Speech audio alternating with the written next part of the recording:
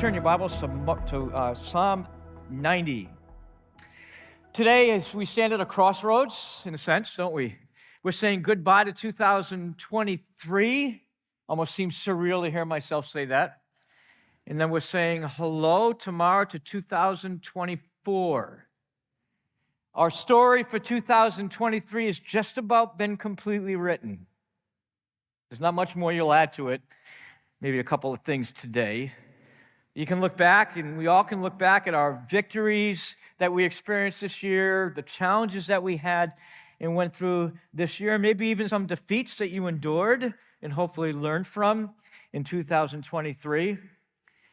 If I asked you right now to tell me what happened this year, you'd probably tell me a lot. You could give me maybe an hour or two about what happened this year and the challenges you faced and the blessings that you have. And yet, if I talk to you in about 7 or 8 years and ask you about 2023, it might get a sentence in your story. It won't be a lot. As a matter of fact, let me illustrate it this way to you. If I asked you, tell me a little bit about what happened in 2016 in your life. It'd take you a little while to remember 2016, some of you. Some of you weren't here, the little children here this morning. But for the most part, it might get a sentence or 2 or 3 in your story. That's how the story of our life works, isn't it? If I talk to you about, those of you maybe 40, about what happened in 2005, not a lot you would tell me about 2005. And so there's part of our story as we're writing, and everything seems to have incredible importance at the moment. Maybe over a period of time, it'll fade in the vitality or the centrality of it in our story. At the end of the year, most time, at least in our culture, we tend to look back. At the same time, we tend to look forward. So this week, we're going to look back a lot. Next week, we're going to look forward as we think about this whole concept of time. Time. Think about it. You measure your life by time. I have a birthday today, so I measure my life by time. So I'm a certain big number old.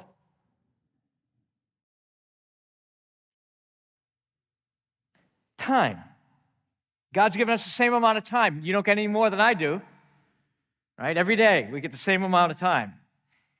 86,400 seconds today, that's what you get.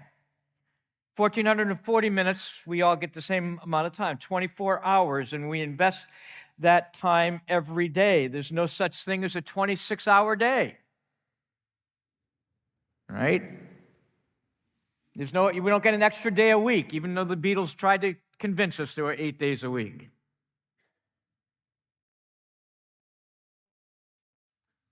One person said wisely, life is like a coin. You can spend it any way you want, but you only spend it once. It's gone, right? Ben Franklin perceptively said, time is the stuff that life is made of. Time. There are 2 principles, before we jump into Psalm 90, let's give 2 intuitive principles that we need to be pressed into, to remember and contemplate continually. Number 1, you probably don't have to write these down, they're so intuitive. All of us will spend all of our time. You can't save time. You can save bottles, you can save baseball cards, you might even be able to save a whale, but you can't save time. There's no unused minutes at the end of your day. You might be thinking, come on, I know that. Then why do we say things like this? I'm saving time for that. Where? You have a box under your bed with time in it? Is it secure in a safe place? I mean, think of the things we're going to do later. I mean, you're saving all this time to do something, and all of a sudden the Lord calls you home and says, whoa, wait. I've saved 6 months for something. Well, too late. Too late. We're all going to spend all of our time, and by the way, we're going to spend the appropriate amount of time. God has given us a certain amount of time. I don't know, would you wish that you knew exactly how much time God had for you or not? We do know the scripture says it's appointed unto man once to die. Who makes that appointment? God. When will it be? Don't know. Have no idea. But I know this, I'm going to spend all my time. Secondly, someone determines how you spend your time. Someone determines that. Who is that? Who determines how you spend your time? Now, in some of your lives, your time is determined how you spend it by a boss, right? You get up in the morning, you're supposed to be there at a certain amount of time and a certain time of the day, and then you maybe 9 to 5 or whatever hours you work, and then you leave, and so someone determines that. But beyond that, those requirements, who is it that determines how we spend our time? If you're married, you know exactly who that is. But who has that control over us? Is it the culture? Is it the marketers? The marketers of everything who tell us we must go to see this, we must go to experience that. And time is the stuff of life again. How do we set boundaries on time? This is where we're going to find ourselves in Psalm 90. This is the oldest psalm. It's the oldest psalm because it's written by Moses. Like a lot of psalms are written by David and his contemporaries, and there may be people even after David, Solomon, Asaph, people like that. This is an oldie. This is written by Moses a long, long time ago. One person defined time this way: a stretch of duration in which things happen. We use the word a lot, don't we? What time is the game? It's time to go. It's about time. I don't have much time. What time is Bill going to finish today? Is there a thing? By the way, there's no clock up there telling me other than that big 10:50. So thank you for that, not saying 32 minutes and 41 seconds. Oh, someone's going to fix that right now. Time does seem to go quickly or slowly. Isn't that strange? Depending on what you're going. As a matter of fact, some of you kids, vacation just started and you're going to go back to school next week. As a matter of fact, some of you teachers too. Right? Time seems to go a little bit quicker. It's relative. It's relative even when reading, right? It seems like reading the magazine for an hour is different than reading the Bible for an hour. Isn't it? Let's be honest. Some people seem to stay longer in an hour than other people stay in a week. Some of you experienced that recently. William James said the great use of life is to spend it for something that will outlast it. In this psalm written by Moses, think of his life. We usually identify his life by hunks of time, don't we? 40 years he was in Pharaoh's court.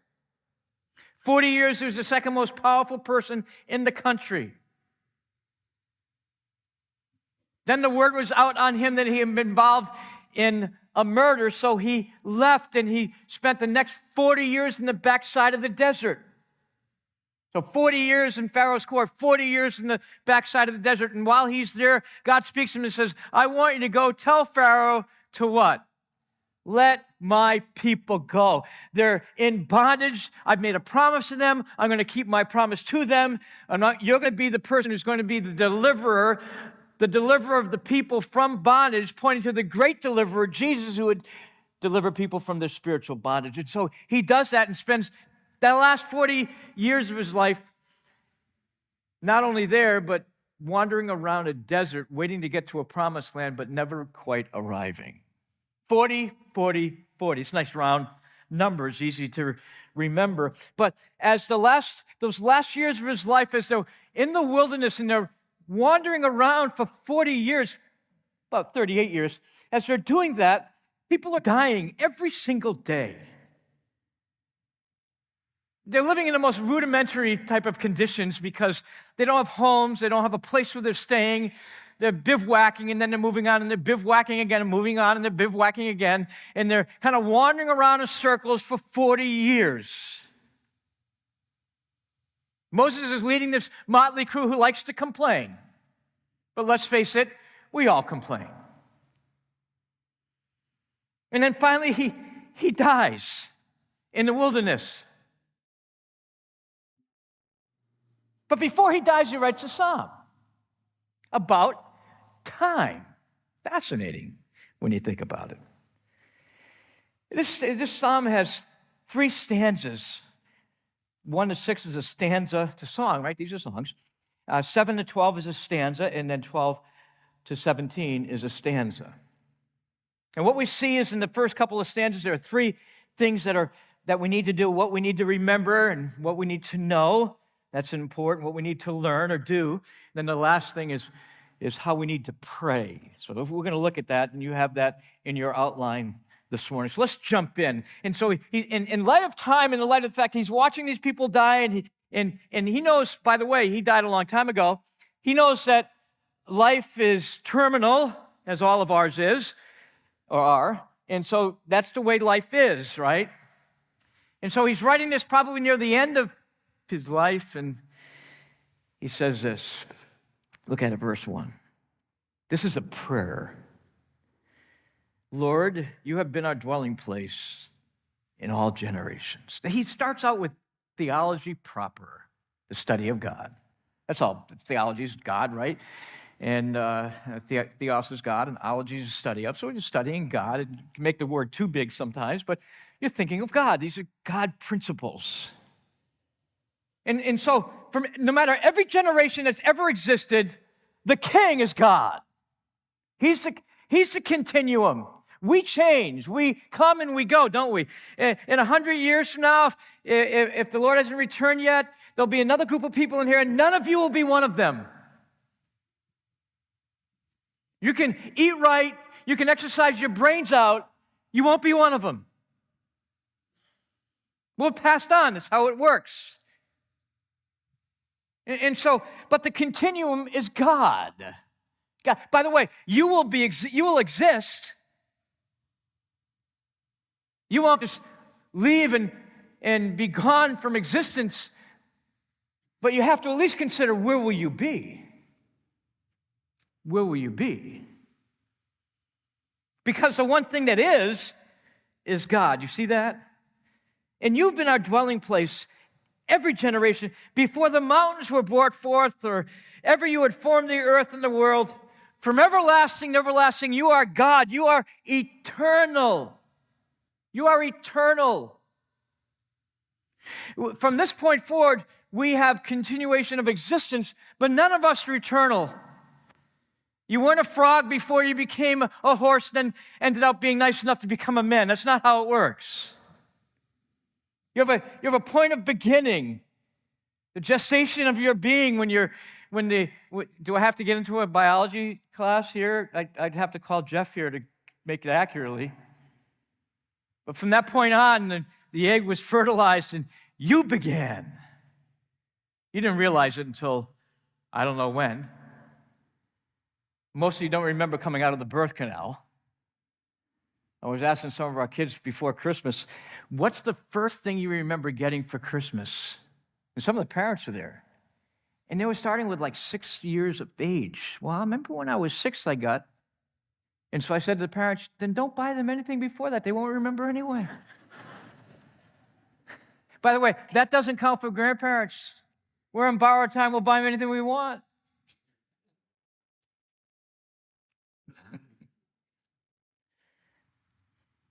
Now watch this verse 3.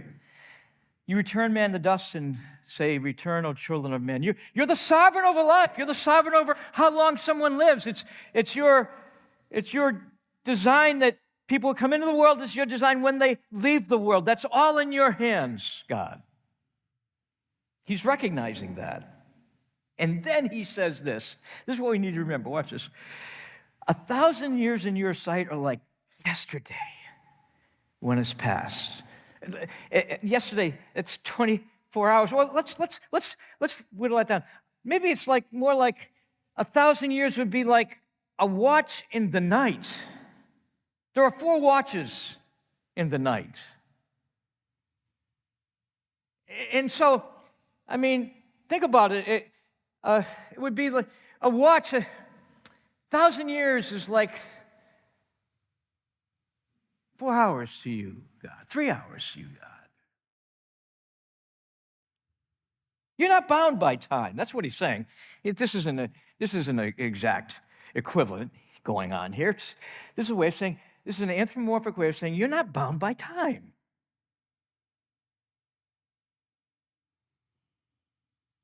Psalm 103, the psalmist says, as for man, his days are like grass. You know what? We are bound by time. Yeah.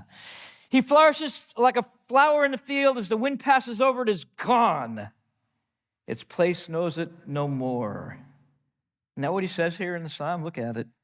You sweep them away as with a flood. Like, by the way, floods would, when it would rain real hard in Palestine, it was an arid place and it was dry and in the dry season. Then when the rains would come, it would hit this hard pan and just rush. You see these floods and it would just wash everything away. As a matter of fact, Job goes so far to say that my days are as swift as a weaver's shuttle. That's when a weaver just shakes their behind. That's your life. Gone. You showed up, you're gone. It happens swiftly. It happens quickly. Psalm 90, verse 5 and 6, the NIV translates it this way. I like it. You sweep men away in the sleep of death. They are like the new grass in the morning. Though in the morning it springs up new, by evening it's dried and it's gone. Wow.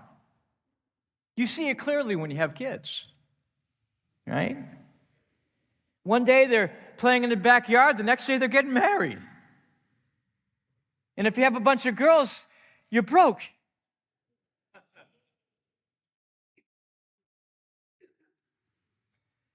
No one wrote it better, I don't think, than Jerry Bach in Fiddler on the Roof.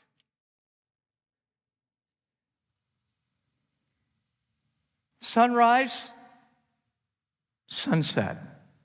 Sunrise, sunset. Swiftly fly the years. Yeah, it happens quickly. Wasn't it yesterday when he was small? When did he grow to be so tall? Sunrise, sunset. Think of it this way. Someone's done this for us. I'm not sure if this was a favor, but hey, if you're one, this is a 24-hour clock. Your day begins at midnight. You probably know that. And it ends at midnight. So if you're one, it's 12:35. As a matter of fact, you're one, you're in the nursery anyway. If you're 10, it's 6 o'clock in the morning. If you're 15, it's 9 o'clock in the morning. If you're 20, it's 11 in the morning. If you're 25, it's afternoon. If you're 30, it's 1:25 p.m. If you're 35, it's 3 o'clock in the afternoon. If you're 40, it's 4:16 p.m. If you're 45, it's 5:45. If you're 50, it's 6:50. If you're 55, it's 8 o'clock at night. If you're 60, it's after 10. If you're 70, you get the idea. I don't want to depress you. If you're beyond that, you're Ron Copeland. And the point is, time equals life. Giving your time is giving a piece of your life you can never get back again. Think about that. When you spend time with someone, they have given you a portion of their existence they can never get back. They're giving you their life. I mean, you only get to be 20 once. You only get to be 30 once. You only get to be 39 a number of times. You can run out of anything you have and still have life left. You can run out of money, you still have life left. Run out of gas, you're still alive. Run out of coupons, milk, etc., you're still alive. Run out of time, you're done.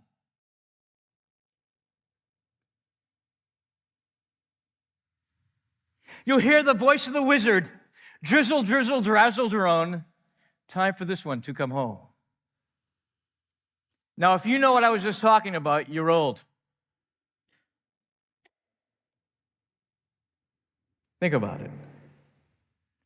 Many of us look back in our lives and ask, what did I do with all my time then? Remember that? When I was a teenager, what did I do with all my time? You think about that, don't you? What did I do with all my time before I had kids? I mean, before I had kids, what did I do with that time? I should have written 15 books and read like 1,000 more. But if you had asked me then, you know what I would have said? I'm crazy busy. That's the humble brag of the 21st century, by the way. I mean, back when you were in college, you wonder, what did I do with all my time? Where did my 20s go? Where did my 30s go? Where did my 40s go? Where did my 50s go? Why don't I have more to show for all my time? Sociologists tell us the most valuable commodity in the 21st century isn't money, isn't real estate, isn't gold, it's time. As a matter of fact, for those of you who hire people, one of the first things that people want to know is, how much time do I get off? Even before the salary. So what do we need to remember? Time is brief. Time is brief. Number two, what do we need to remember? Secondly, what do we need to know?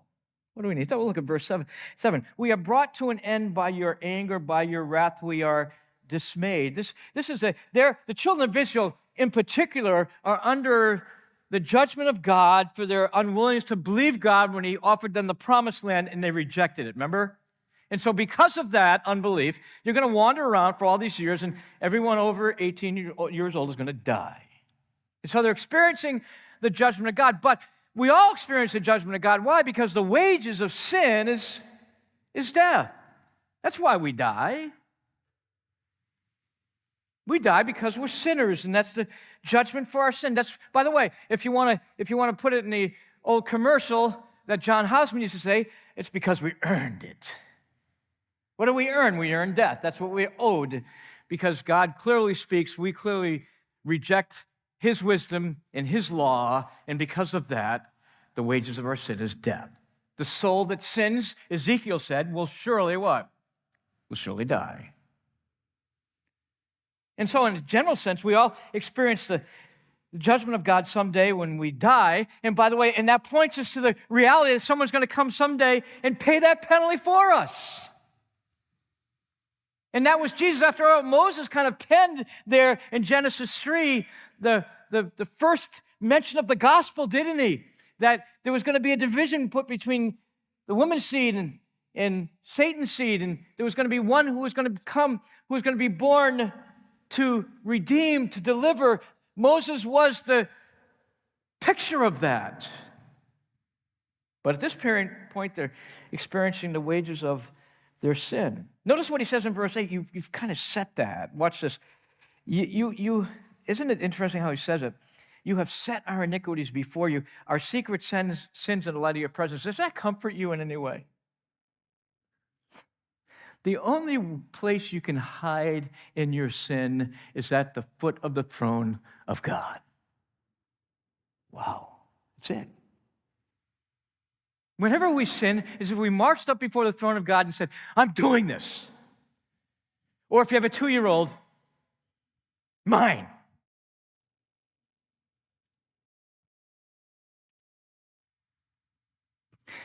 Some of you remember Candid Camera. And invariably what they do is they'd put you into a circumstance that could be kind of a little bit compromising, and you didn't know the camera was on, but the camera was watching you, and they would leave the room, and now you would have to make some sort of moral choice. It might be a plate of goodies or something like that, and they'd see if you would take one. And by the way, at the end when you were caught, you're supposed to smile because you're on Candid Camera. And so by the way, the camera's always on. God is called in the Old Testament El Roi, the God who sees. He sees everything. And so the picture here is that we're living our life, and we need to remember and know God's watching. God's watching.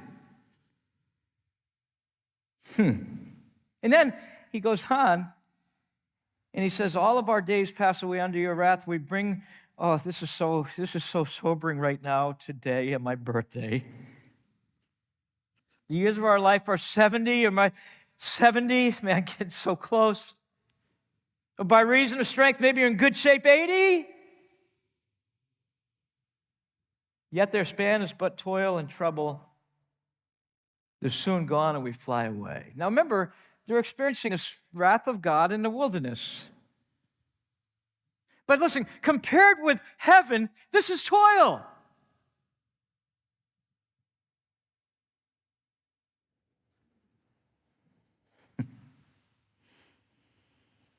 The years of our life are 70. Wow.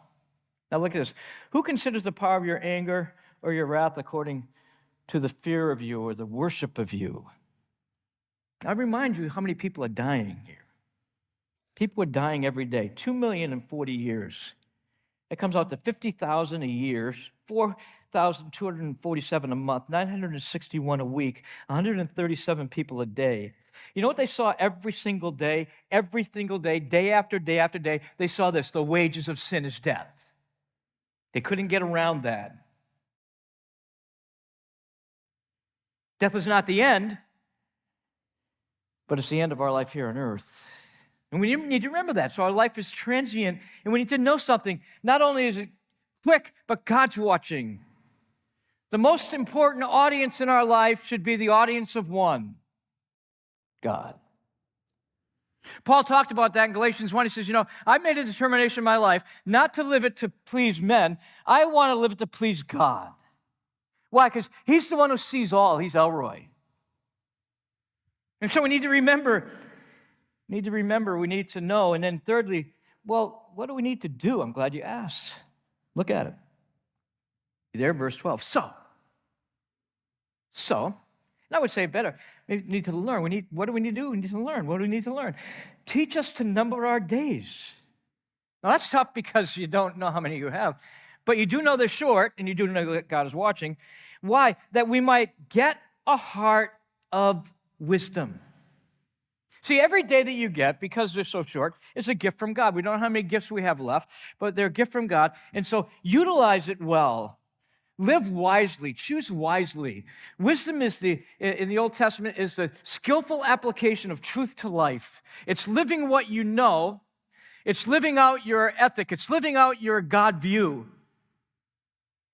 You have to have one first, but it's living with wisdom in mind, because I need to be a good steward over it. I don't get any more time than you do. You don't get any more time than I do. It doesn't matter whether you're rich or poor, young or old, male or female, famous or unknown. You all, and I all, sorry for the language, we get all the same time. Think of it. What do you do with your time? What does wise, skillful living look like? Well, it looks like building margin into our lives to do what God wants us to do, which wisely. That's next week, by the way. We're not going to get into that this week. That's next week. Thanks for correcting that clock there, by the way. I have 13 minutes and 51 seconds left. I think I can pull it off. Someone has split life up into 80 for the normal person, whoever that is. I never met normal. I've met Abby normal, but never met normal. If you're 80 on the average, you're going to spend 3 years in school, 5 years in a car, if your mother's probably 8, 1.5 years putting makeup on. I'm assuming that's women, although we are kind of metrosexual, aren't we? 3 years reading, 6 years eating, some more. 6 months at stop signs. 5 years waiting in line. 1 year looking for lost stuff. 8 years in amusement, recreation, or relaxing. 14 years on the job, working. 9 years in conversations, that's probably an average, 4 for men and whatever for women, 16. 2 years in the phone. 2 years in the phone. By the way, it doesn't even say for texting. Maybe that includes texting. No wonder your thumbs are in good shape. 11 years watching some sort of videos or TV. How about this one? 24 years sleeping. In less than a year in church or church activities. Wow. What do we need to do? We need to apply our hearts to wisdom. And then he goes on. And by the way, we're going to come back to that theme next week in a different text. We need to pray. I mean, if I'm going to be wise, if I'm going to live wisely, if I'm going to live and build margin in my life in which I can glorify God, I need help. And so here's some things we need to pray. I'm going to give 4 principles here. I think that's what you have in your outline. And the first prayer seems to be about God showing compassion. Look at verse 13. Return, O Lord, how long? Have mercy, compassion on your servants. In this context, it was for the Lord to return to them in blessing as opposed to the hard times they're experiencing, that we might get to the promised land. For us, the promised land is glory. We're going to be there someday if you know Christ. When are you going to return, Lord? I don't know, but he will. The Lord Jesus will return from heaven someday. He will receive us to himself so that where he is, that's where we will be, and we will rule and we will reign with him forever and forever. And so, Lord, help me through this difficult time. Maybe you're enduring hard times. You have such a difficult task in front of you, or that you're living in right now. God, give me grace and give me mercy to handle the situation that you're in. That's something we should pray continually. I need your grace. I need your mercy, Lord, to be able to handle life. And then verse 14 and 15, satisfy us in the morning with your steadfast love, that we might rejoice and be glad all of our days. I love that. Make us glad for as many days you have afflicted us. For as many years as we've seen it, yeah, it's been tough, and there are difficult things, but you know what, Lord? We get to see you at work, and we see joy. Now, do we experience full joy? Not yet. We will. But you get that at times, which, this is such a joyous time. You like to freeze that moment, but it's never freezable. But it's like a foretaste of glory divine, isn't it? And so, Lord, I'm going to have to choose. Someone, could you help me to be joyful? Would you help me choose joy? Because maybe for some of you, that's not intuitive at all. You choose misery. Some of you, it's been too long since you smiled. It's been way too long since you've laughed. Maybe your major thing in life is you take yourself way too seriously. As one person wisely said, don't take life too seriously. You're not going to get out of it alive anyway. Maybe we should choose joy because we believe that God is always at work. That's what we believe as Christians. If you're not follow Christ, that's fine. But those of us who are followers of God, we believe that no matter what happens in our life, God can work it together for good to those who love him. We believe that God's plans for us are plans that will help us become more like Jesus. That's a good thing. We believe that he's coming back and he's going to transform us into the exact image of his son. That's a good thing. We believe that no matter what happens in our life, as negative as it can be, that God, in his sovereign, incredible design for our lives, can make it a good thing. God makes good things out of horrible things in our lives. And that means that we can have joy. And by the way, even though we may not be able to conjure that up in our own hearts, the Spirit of God lives in us, and the fruit of the Spirit is love, joy. And so, God, could you give me joy? I want to submit to you and have your Spirit bring out joy in my life. There's too many sour Christians, quite frankly, and too many angry Christians. I'd love to see a joyous one. I'd love everyone to have the infectious laugh of Alan Green. No, that would be annoying. But I do love his laugh. Help me react to life with joy. Too many of us react with misery. And what are we selling to the world? Well, okay, I know God's sovereign, but he's a real downer. I know he's sovereign, but he really can't be trusted. I know he says that he can work everything together for good, but I don't believe it. Just look at me. Lord, teach me to number my days when I apply my heart to wisdom.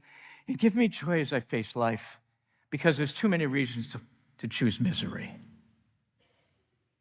And by the way, as we look ahead to the next year, we got an election this year. If you want to find misery, you can find it anywhere you want. But I want to find joy in the fact that my God's the one who sits on the throne, and he's the one who sets up leaders, and he's the one who takes them down. Do you believe that? So you'll be able to have joy this year, right? Okay. You told me what your theology is right there. Watch this. For us to see you at work, God. Look at verse 16. Let your work be shown to your servants. That's us. Your glorious power. Lord, this kind of piggybacks on joy. Why wouldn't I have joy? You're at work. But I have to see that. I have to choose to see what you're doing, not focus on what you're not doing. Because you have a list of what you want God to do and he's not doing it, and that's all you focus on. Well, how about focusing on what God is doing and trust that he knows what he's doing and his plans are good? I love worship choruses. Oh, I've heard the complaints. They say the same thing over and over. They're too simple. That's probably why I like them. One chorus comes to my mind when I think about this is this. You know it. In his time, he makes all things beautiful in his time. Show me every day, as you're teaching me your way, that you'll do just what you say in your time. And then lastly, another thing we want to do is ask God, I want our life to count for you. Let the favor of the Lord our God be upon us. Establish the work of our hands upon us. Lord, I realize, and he says it, David says it in the Psalms as well, Lord, unless you build the house, I'm laboring in vain anyway. Build it through me. Listen, the sovereign God will build his church. Jesus said, I will build my church unless people don't want to be in it, and then I'm in trouble. No, I'll build my church, and the gates of hell won't prevail against it. Do you want to be part of that or not? You can fight against that. It will not matter. God prevails. I just like to be on God's team doing things. God doesn't need to be on his team, but I like to be on the winning team. Like the referees were in the Cowboys game last night, on the Cowboys team. I'd like to be in the winning team. Establish the work of our hands, God.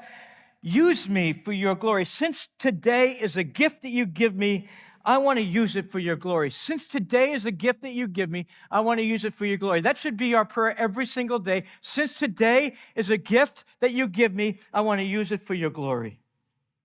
Could you pray that prayer? And then as we draw a conclusion this morning, when I think of the most effective manager of time, I think of Jesus. Jesus never seemed to be in a hurry. God wasn't in a hurry. When the fullness of time came, God acted. Right time. Jesus showed up when he was supposed to show up, left. He was never in a hurry.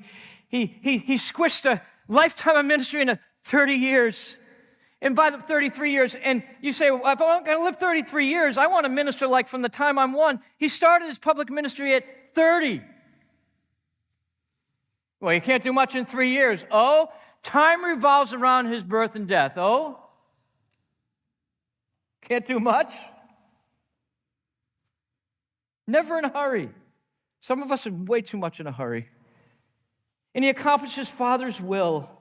Remember in Hebrews, he says, it is written in the volume of the book, Jesus said, to come to do your will. What was the will? Well, the blood of sacrifices did not wash away the sin of people. It covered it for a period of time, looking to a greater sacrifice, because the wage of sin is death, and there was to be death to be paid, and Jesus says, I will come and I will pay that penalty.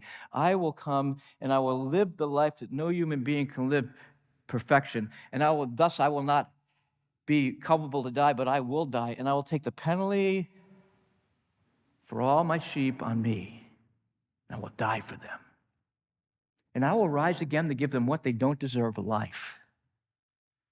See, some of you, maybe you've been around Christianity, think Christianity it's about trying to be really good so you can get into heaven. No one's going to get into heaven on that basis. We're all a mess. Now, some of you are messier than others, but we're all a mess. We're all sinners. And if you want to hope God grades in the curve, good luck with that. That's bad theology. Good providence with that. It's not going to work. God doesn't grade in the curve. He grades in perfection. And guess what? You're not, and I'm not, but Jesus is. And we trust in the Lord Jesus Christ. You know what God does? He takes your sin, he puts it on the back of his son, and he takes his righteousness and he gives it to you. And when he sees you, he sees the righteousness of Christ. Wow. Now, you can stand before God someday and stand in your own righteousness, so God grades on the curve, which he doesn't.